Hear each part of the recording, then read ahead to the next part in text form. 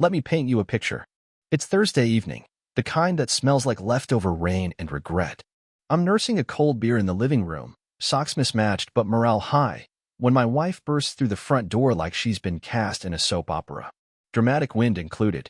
She's wearing lipstick I don't recognize. That might seem minor, but trust me, after 12 years of marriage, you know which shade means grocery run and which shade means there's another man. Spoiler, this was the latter. Hey babe, she says with a smile way too wide. Can we talk? Now, those words "can we talk" never mean you're getting a puppy. They mean the guillotine is lubed up and ready. I put down my beer, brace myself, and sit up straight like I'm about to hear the test results from my parole officer. I've been seeing someone, she says. Like she's announcing she's taken up pottery or yoga. She doesn't even flinch. I blinked. I see. That someone got a name. Eric, she says, like the name should soften the blow. From the gym. Of course it's from the gym. Why do guys named Eric always have good calves and no morals? I stared at her. Not angry. Not sad. Just cataloging every time I watched her scroll Instagram beside me in bed. Every fake girl's night. And every time I held back my suspicions because love, as it turns out, is great at playing dumb. So what now? I asked. She hesitated. I was hoping we could be mature about this. Mature. Right. The same maturity she exercised while sneaking around with a man who probably refers to protein shakes as meals. You want me to be mature? I asked. You're sleeping with Captain CrossFit behind my back and want me to clap for your emotional growth? She didn't respond. Just looked at me like I was the unreasonable one for not applauding her betrayal. Here's the thing, my heart didn't shatter. It didn't crack or crumble. It hardened. Like concrete under a cold moon. I knew one thing, crystal clear. I was going to survive this. But she wouldn't forget it. And that's when the real story began. The next morning, I woke up to silence. The kind of silence that is teeth. She had left early, probably to clear her head, which I assume meant brunch with Eric and a protein-packed omelet shaped like betrayal. I made coffee. Black. No sugar. Because that's how you drink it when your wife cheats on you with a guy who flexes at stoplights. Then I did something I hadn't done in months. I opened our shared laptop. She never logged out. Amateur move. I clicked through her messages. I wasn't proud of it. But then again, pride wasn't what got me here. I found exactly what I expected. Texts, emojis, selfies. A whole digital affair wearing the skin of romance. There was one message from her that stood out. Sent 2 nights ago. It read, "Don't worry. He's clueless. Just smiles and makes dinner like a good husband." A good husband. That stung more than anything else. Not because it wasn't true, but because I was. I did the dishes. Took her car for oil changes. Learned to fold a fitted sheet. I was the damn poster boy for loyalty, and apparently that made me invisible. At 2 p.m., my buddy Caleb called. He could tell something was off. "You sound like someone kicked your dog," he said. I told him everything. His response? "You want me to slash his tires, or do we just send a glitter bomb?" I chuckled. It was the first real laugh I'd had in 24 hours. "I don't need glitter," I said. "I need clarity." And that's when it hit me. I wasn't going to chase her. I wasn't going to beg. I was going to outclass this entire circus. With one key rule, no revenge yet. Just patience. But I started planning. That weekend, I played the role of a man not unraveling. Mowed the lawn. Bought groceries. Even smiled at the neighbor, the one who waves like she's hiding 1,000 secrets. Meanwhile, my wife, as soon to be the ex, floated around the house like nothing was off. She was extra nice. Too nice. Like she knew she detonated a landmine but figured I was too dumb to hear the boom. I wasn't. She'd hum while making her green smoothies, and I'd wonder if she knew that I knew. She didn't. That was the beauty of it. I had her on mute while she played reruns of Manipulation. On Sunday night, I did something unprecedented. I made dinner. Her favorite. Pan-seared salmon, lemon risotto, asparagus grilled just right. She sat down surprised. "What's the occasion?" she asked, smiling. I returned the smile, calm and steady. "Just wanted to show you I still pay attention." She tilted her head. "That's really sweet, babe." "Yeah, babe. Sweet as cyanide in a caramel wrapper." We ate. She complimented the food. I complimented her dress, the same one she wore on our anniversary last year, which she likely wore for a different celebration with a man who can bench press a Hyundai. After dinner, she offered to clean up. I let her. Because here's the thing. I wanted her to feel safe. I wanted her to think the waters were still. Because when the tide finally came in, it wasn't going to be loud. It was going to drag her out to sea without a splash. And that night, when she fell asleep next to me, humming softly under her breath, I stayed up. I watched the ceiling, hands behind my head, thinking one simple truth. If she thought I was done, she didn't know me at all. You ever heard someone say, revenge is a dish best served cold? That phrase? It's for people who've never had their life detonated with a smile. Cold isn't the word. Cold implies indifference. What I felt wasn't cold. It was calculated, measured. The emotional equivalent of lining up a golf shot on the last hole of a championship round. All focus. No panic. So I started disappearing, but not from the house. From her world. It began with silence. Not the moody, stomp around the house kind. No. This was the tactical kind. The kind where I responded with nods, half smiles, a quick, huh, here and there. Just enough to keep the illusion intact. She'd talk about her day, her new spin instructor, yeah, sure, the kale shortage at the co-op, and I'd offer the same reply every time. Sounds intense. That phrase is a beautiful decoy. You can say it with enthusiasm, boredom, or mild contempt, and people will hear what they want. She heard interest. Meanwhile, I was plotting. Every day after work, I'd stay late at the office. Not because I had extra work. I didn't. But because I was building something, a separate bank account, a second phone, and a timeline. I wanted receipts, dates, times, patterns. Not because I wanted to fight her, but because when this came crashing down, and I wanted to be the guy with evidence, not emotion. Let her cry about being misunderstood. I'd be the one with the facts. Caleb, my ride-or-die since college, was the only one in on it. He offered to help dig. I politely declined. This was personal. You don't bring backup to a one-man mission. Instead, I told him to do something else. Watch Eric. I needed eyes outside the gym mirrors and filtered Instagram photos. Turns out, Eric had a habit of dipping his dumbbells in more than one protein shake.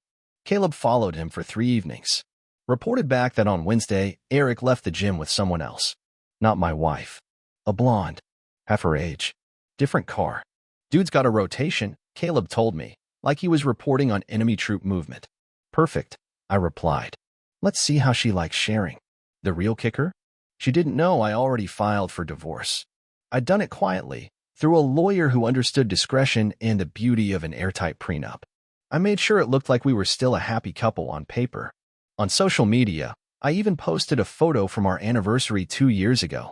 The caption? Still my favorite teammate. The irony was so thick you could spread it on toast. At home, she started noticing the shift.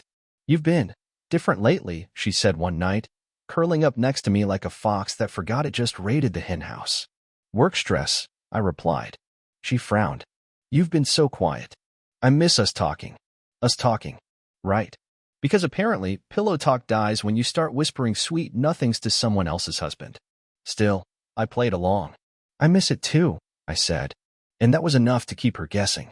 That's what I wanted, her off balance. If she thought things were slowly healing, she wouldn't see the fall coming. Not until the floor vanished. The real dagger came 2 days later. She left her phone unlocked on the kitchen counter. Careless. Tired. Maybe she thought I was back in the fog of trust. I wasn't. I didn't snoop. I scrolled. Text messages. All under the contact name Emily Pilates. Cute. I tapped it open. What I saw wasn't even steamy. It was worse. It was tender. I love waking up beside you. Even when I can't. He looked at me weird this morning. I think he suspects something. I wish I could fall asleep with you instead of him. Every night. There it was. Not lust. Not drunken flings. Love. I closed the phone and set it back like it never left her hand. That night, I made her favorite meal again. Candles. Wine. The whole charade. She kissed me on the cheek and said, I feel like we're getting better. I smiled. Me too. And I meant it. Because better was coming. Not for us. But for me. Before bed, I grabbed a manila envelope I'd been compiling. Inside, printed text logs, a list of her gym check-ins. Caleb was thorough. Bank records that showed cash withdrawals matching hotel nights. And a photo of Eric kissing that blonde in the parking lot of a TGI Fridays like a man who thought mozzarella sticks equaled foreplay. I slid the envelope into my briefcase. Tomorrow, it would go to my lawyer. And the day after that, she'd receive a copy with a note from me. You can keep Eric. I'm keeping everything else. That night, I lay in bed next to her, watching the ceiling again. She curled into my chest, sighing contentedly. And me? I was counting down the hours. Not to leave her. To destroy her, without ever lifting a finger. If you ever want to see someone's soul twitch, invite them to their own funeral, metaphorically, of course. That was the vibe I was going for. It started with a dinner party. Casual. Just 6 guests. I told her I wanted to reconnect with our couple friends. Play the charming husband. Show everyone how strong we were. She smiled like a schoolgirl in a rom-com. This is such a good idea, she said. Feels like we're finding our rhythm again. And I agreed. Because when someone writes their own eulogy, you just nod and hand them the pen. The guest list was curated like a hit list. Caleb, obviously, because he knew the whole script. Then came our neighbors, Jason and Lee, the couple who always pretended they didn't notice things but absolutely did. I also invited Linda and Paul, 2 of her closest friends, and this was key. Paul's been slipping lately, his poker face replaced by pity every time he looks at me. I suspected he knew more than he let on. I called it a celebration of resilience. Printed little menus. Candlelit everything. The kind of setup that made Instagram jealous. She loved it. Wore her nicest dress. Took selfies. She had no idea. We started with wine and small talk. The table buzzed with laughter, fake compliments, and just enough tension to make you think someone farted and nobody wanted to own up. I sat at the head of the table, letting everyone talk while I observed. You'd be amazed how quickly fake people become real when they think they're safe. I waited until the second course. Rosemary chicken, perfectly roasted, not by me. Thank you, DoorDash, but I plated it like a Michelin chef. Everyone dug in. That's when I pulled out the small black folder. Hey, I said casually, tapping my wine glass. I want to try something different tonight. Thought we'd make it memorable. She raised an eyebrow, half smiling. Oh, yeah, a little game. I'm going to pass around a folder. Each of you gets to read 1 page aloud. Just 1. In order. Like a story. Linda laughed. This feels like college. Are there Jell-O shots next? Sadly, no Jell-O, I said, smiling. Just truth. The folder went to Caleb first, by design. This page was a time-stamped photo of my wife and Eric at a hotel lobby. Nothing intimate, just undeniable. June 14th, 7:38 p.m., he read aloud, pretending he was reading a dinner receipt. Hilton Hotel. 2 guests, no luggage. 1 left 46 minutes later. Not the wife. She blinked, smiled nervously. What is this? Just wait, I said, sipping my wine. Jason got the next page, a copy of a text thread. I love when you call me baby. He never does. He's clueless. Jason read it slowly, hesitantly, looking at me like he was reading my autopsy. Lee's page was next. Bank records showing 3 hotel payments. All during weekends I was out of town. Linda's page? A note from Eric's gym account. Guest passes issued to same person on multiple days. Signature, Ashley M. My wife. Then came Paul. The last page. He looked at her, at me, and then cleared his throat. I wish he'd catch me. Maybe then I wouldn't feel so damn guilty. Underscore. Paul looked up, eyes wide. You wrote this. My wife's mouth was open, a shaky breath escaping. I don't understand, she said, her voice barely above a whisper. Why are you doing this? I stood up. Because you asked me to be mature. And this is me, being the most mature I've ever been. The table was dead silent.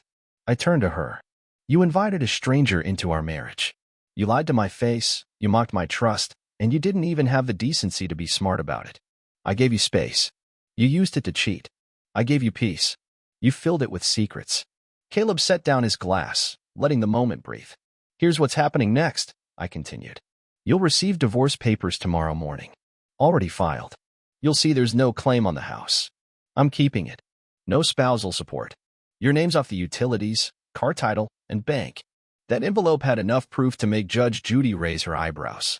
She looked like she'd just swallowed a fistful of sand. I don't want anything from you, I said. Just your absence. She opened her mouth to speak. I stopped her with one raised finger. You do not get to explain. You made your statement. Publicly. With Eric. Now this dinner is mine. She sat back, stunned. Maybe she'd cry. Maybe not. I didn't care. I turned to the table. Desserts in the kitchen. Chocolate tart. Help yourselves. And with that, I walked out onto the back porch, into the cool air, and listened as the silence inside crumbled under the weight of exposed lies. She didn't follow. She wouldn't dare. After the dinner party, I didn't sleep. Not out of stress, but out of satisfaction. A calm kind. The kind of stillness that comes after finally cutting a tumor out of your life. She didn't say a word as the guests trickled out. Not even a glare. Just that same frozen look, like she was mentally scrolling through the last 48 hours of her life, trying to find where it all collapsed. She slept in the guest room that night. Or at least pretended to. I stayed in the master bed. Not because I needed the space, I needed the symbolism. That room, that bed, those sheets? They were mine again. By morning, I was already at the lawyer's office. The folder with the evidence now neatly logged in the case file. My lawyer, a no-nonsense woman named Marla with a brain like a scalpel, looked through the photos, the texts, the receipts, and said one thing. You gave her more courtesy than I would have. That was enough affirmation for me. Back home, she was gone. No note, no goodbye. Just vanished like the loyalty she once promised. But I knew better. She wasn't running. She was regrouping. 3 days passed. Quiet ones. She'd moved into a hotel across town, Caleb tracked it. She hadn't gone to Eric's place, which told me all I needed to know. That fantasy? It was already unraveling too. Then the letter arrived. Typed. Signed in ink. Classic. I'm still composed strategy. Mark, I'm sorry. For everything. I was lost. I made mistakes, but I didn't mean to hurt you the way I did. That dinner broke me. I know I should have been honest. I wish I had the courage to face what I'd done before you had to expose it. I'm not asking to fix this. I know it's over. I just want you to know, I did love you. Maybe I still do. I don't know. I just feel empty. It was poetic, polished, almost rehearsed. But here's the problem with letters like that. They come after the bomb's gone off. You don't throw someone into the fire and then ask if they're okay from the sidewalk. I didn't respond. Instead, I did what any self-respecting man would do. I went to the gym. And not to rage lift. No, I went to Eric's gym. Walked in calm, signed up for a trial pass under a fake last name, and waited. On the third visit, there he was. Eric. Tan. Shirt clinging to him like a second skin. He was at the weights, surrounded by guys who looked like they all shared the same bottle of beard oil. I walked past him once. Then twice. He didn't recognize me. Perfect. Because anonymity is a beautiful thing when you're planning closure. I followed his routine. Turns out, he wasn't disciplined. Skipped leg day, of course. Spent more time checking his reflection than lifting. I studied his habits like a man reading a manual on weakness. Later that week, Caleb handed me a small flash drive. Inside? Footage from a dash cam. Eric. Outside the gym. Kissing another woman. Not my wife. Again. I smiled.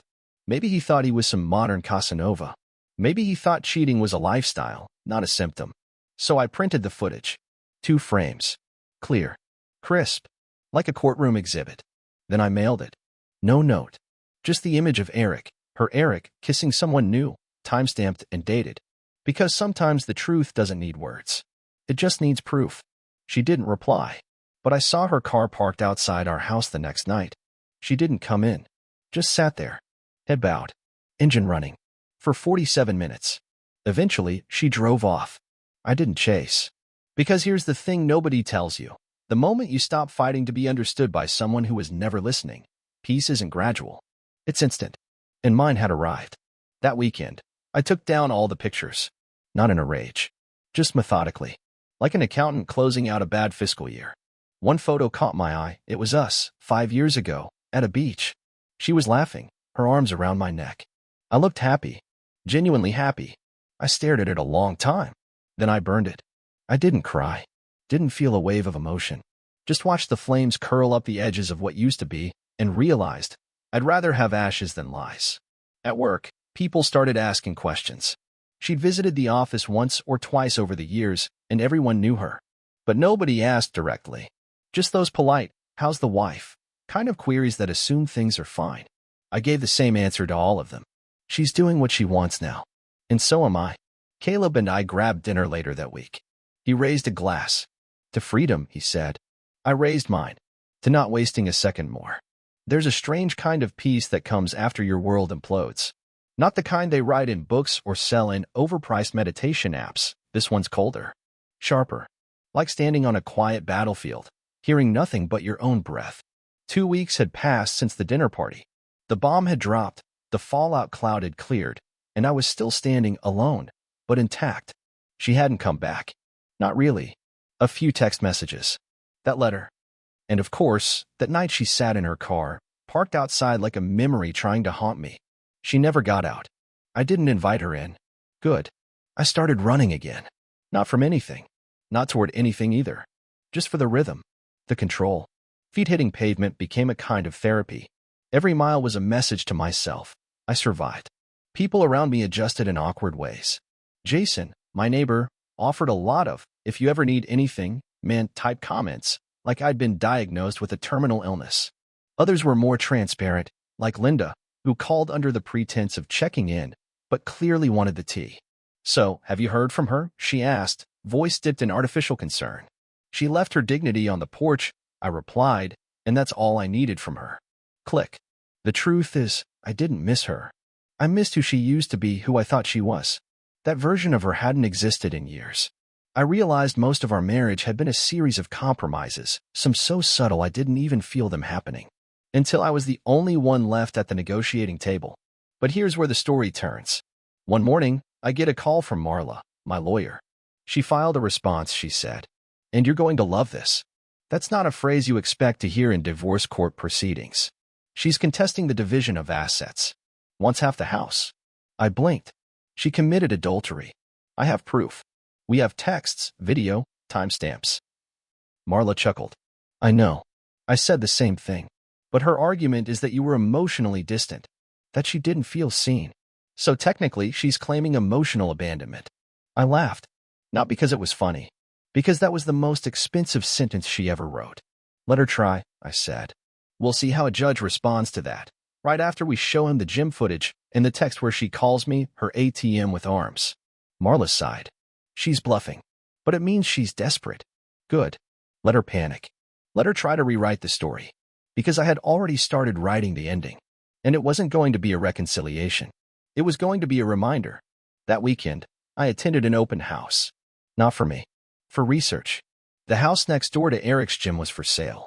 2 bedrooms, modern kitchen, and a balcony with a perfect view of the parking lot. I walked through it, asked all the right questions, even took a brochure. The realtor smiled, said it was a quiet area. I nodded. Perfect for reflection. The next morning, I had Caleb deliver a gift to Eric's front desk, an anonymous package. Inside, a photo of him and his side chick, along with a note. Keep flexing, Romeo. Some of us lift more than weights. No signature. Let that paranoia marinate. Let him start checking over his shoulder between sets. Let him wonder who knows. Because that's the thing about cheaters. They fear exposure more than guilt. Guilt fades. But knowing you're being watched? That'll eat a man alive. But that wasn't the best part. The best part came on a Sunday afternoon when I bumped into her. At the grocery store. She was in the produce aisle, holding an avocado like it owed her money. Her face went pale when she saw me, like she didn't expect I'd still be, well, me. Upright. Healthy. Not drowning in regret and ice cream like the rom-coms promised. She opened her mouth, probably to say something soft. Regretful. I held up a hand. Don't. Just don't. She paused. I didn't expect to see you here. Why not? You thought I moved to Mars after you detonated our marriage. She frowned. That's not fair. No, I said.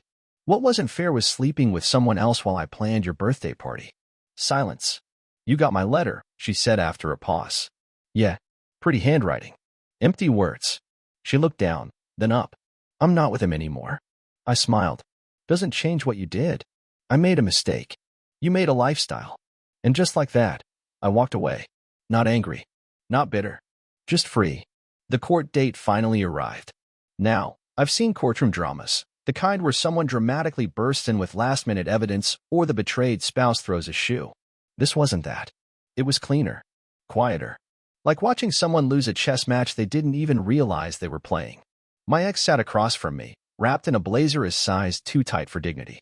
Her lawyer tried to argue her case. Emotional abandonment, lack of emotional intimacy, and, you're gonna love this, unmet spiritual needs. The judge, a man with tired eyes and a better poker face than Vegas, nodded through the monologue. Then Marla stood, handed over the evidence packet, and said 5 words that changed the tone of the whole room. Please see Exhibit G, the affair. The silence in that courtroom was almost cinematic. The judge flipped through the photos, the texts, the calendar dates. Her attorney shifted like a man trying to disappear into his own suit. She avoided eye contact the entire time. Final ruling. House stays with me. No alimony. No split of my retirement account. Just a clean cut. The gavel dropped. So did the mask on her face. She didn't cry. She didn't shout. She just looked small. Smaller than I'd ever seen her. Like all the confidence she'd wrapped herself in had finally burned off, and all that was left was someone who realized the affair didn't come with a parachute.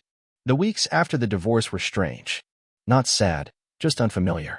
Like living in a house where the echo was finally gone. I replaced the furniture she picked, painted over the accent walls she loved. I bought a dog, one that doesn't lie or ask where you've been or why you're home late. I found peace in the absurd things, laundry folded my way, music blasting in the kitchen, late-night burgers with Caleb. I didn't date. Not right away. Because healing isn't about distractions, it's about rediscovering the sound of your own voice in a house that used to echo with someone else's. She sent one final message. Just a line. I hope one day you'll forgive me. I didn't respond. Not because I hated her, but because some things don't need a reply. Some things are better left unread. But that didn't mean the story was over. Because one night, I got a call. From Eric. Yep, Eric. He sounded broken. She left me, he said. Said I wasn't who she thought I was. I guess I was just convenient. I didn't say anything. Just let the silence fill the space. Man, he muttered. She really fooled both of us, huh?